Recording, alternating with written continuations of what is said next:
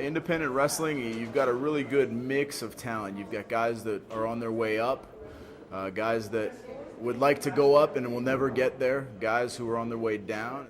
The ultimate goal for me, as it is for a lot of guys, is winning the WWE World title. The height of my success, I was Doink the Clown, the original Doink the Clown in the WWF. I also wrestled WCW and kind of half retired now, still wrestling a little bit. Like all professional sports, wrestling has its minor leagues. These independent wrestling circuits, such as the Extreme Canadian Championship Wrestling, or ECCW, travel across North America and abroad into small, intimate settings. There they perform their high-flying acts for crowds of 50 to 300 people. Athleticism, costumes, acrobatics, acting, and egos. This is independent wrestling.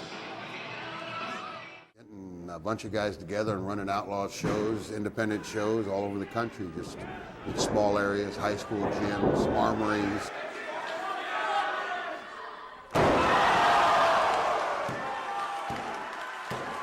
We run halls and legions and things like that instead of big arenas and stadiums. You're not going to see the flashy WWE type stuff. You know, you're going to see a little bit of lights, a little bit of flash here, but not what you expect to see on television. It's kind of like a throwback to the way wrestling was like in the early 80s and the 70s, right? ECCW, take a look at this. You're looking at the next Pacific Cup champion right here. Independent wrestling is where guys that are going to get a contract, get their feet wet, learn the ropes, and appreciate and respect the business. ECCW is like a training point for young up-and-coming wrestlers.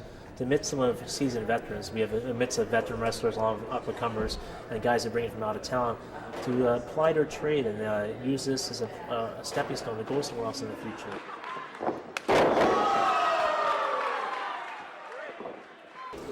Independent wrestling, if you use it, properly and are active in it, a young guy can hone his skills and try and achieve a contract with the WWE. I would think that would be the epitome of anybody's goal. ECCW has created way more opportunities than I ever expected at this point in my career. I've accomplished so much and met so many cool people and so many people that will benefit me now and down the road. I think it's pretty important because guys need to learn how to work. I mean, and WWE has, I'm sure they have a training center, but there needs to be other avenues for guys to learn the art of the sport. The House of Pain, located in Surrey, BC, is a wrestling school owned by Mark Velios and taught by established ECCW wrestlers. Here, aspiring students learn the fundamentals and try to prove that they have what it takes to be a professional wrestler.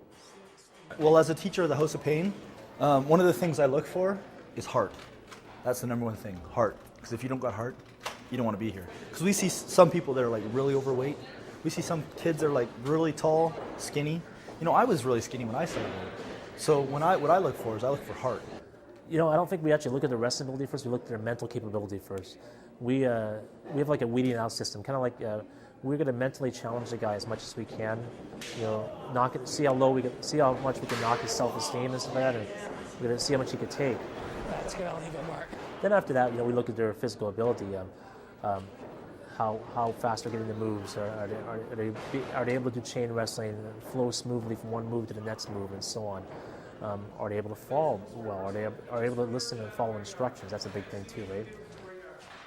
Someone that has that team attitude and someone that knows that it takes two to make a good match. Statistically, 75% of everyone who comes out and tries out to be a professional wrestler quits in the first month. People come in and they think that because they can see it on TV, it's easy to do, and it's really not. And they find out that it's a lot more involved than kicking and stomping. And we're not stomping our feet every time we punch someone. We're really punching them in the face. When you hit that mat for a body slam, you don't spring back like a trampoline. Those ropes are steel cables wrapped in electrical tape. They're not rubber bands. So what they find out very quickly is even the most elementary wrestling is very, very punishing on the body. The one major criticism of wrestling is the notion that it's fake. I guess the first thing that I would say to someone that approached me and told me that wrestling was fake was, please show me how. If you can show me how to fake a body slam, if you can show me how to fake a forearm to the nose, please do. You could have two guys go in there and they can attempt to put on a wrestling match. And I dare them to make it look as good as we do. It's fake. It is a poor descriptive word of wrestling. Wrestling is wrestling. It's not trying to be anything but what it is. So to say that it's fake would be false. If you think professional wrestling is fake, what specifically about it are you challenging? Are you challenging the moves that I'm doing? I don't think you are. Right? Are you challenging that it hurts in there? Come to an open tryout and you'll find out.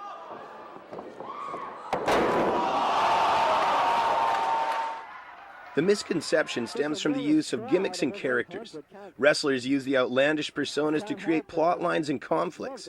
These intensify the atmosphere of the show. Wrestling's always been, I thought, been about being a character, being a bit larger than life, and I try to make larger than life here at the independent level my character as much as I can. So that's why I take it over the top. You know, I go push it as far as I can, and sometimes I pay the consequences for it later with maybe a bad reaction from a parent or a bad reaction from a newspaper person or something like that. But I always try to push it as far as I can. What a crack! I can't believe it.